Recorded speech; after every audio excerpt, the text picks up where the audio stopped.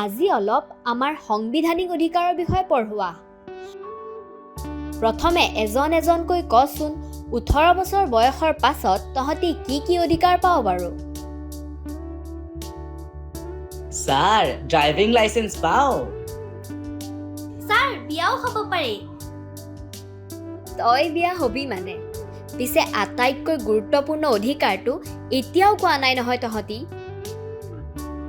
Sir ভোটদানৰ অধিকাৰ। এতিয়াহে উত্তৰটো সম্পূৰ্ণ হৈছে। 18 বছৰ বয়স হোৱা মানেই তহঁতি ভোটদানৰ বাবে সাজু আৰু। তহঁতৰ 18 বছৰ হ'লেই ভোটাৰ কাৰ্ডৰ বাবে পঞ্জীয়ন কৰি দিবি, বুজিছ?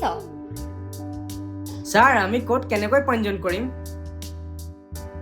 শুন, 17 বছৰ বয়সতো তহঁতি নিজৰ গাঁৱৰ BLক লগ কৰি নিজৰ নাম নতুন ভোটাৰ তালিকাত অন্তৰ্ভুক্ত কৰিবলৈ ক'ব পাৰিবি। নহ'লে নিজেও ভোটাৰ হেল্পলাইন এপত বা ভোটাৰ ছাৰ্ভিচ পৰ্টেলত গৈ আবেদন কৰিব পাৰিবি, বুজিলি? আৰু শুন, যেতিয়া তহঁতৰ 18 বছৰ হ'ব তেতিয়াই আবেদনখন গ্ৰহণ কৰিব আৰু তহঁতৰ নাম ভোটাৰ তালিকাত অন্তৰ্ভুক্ত হ'ব। মুঠতে 18 বছৰত নিজৰ প্ৰথমটো ভোট দিব নাপাহৰিবি।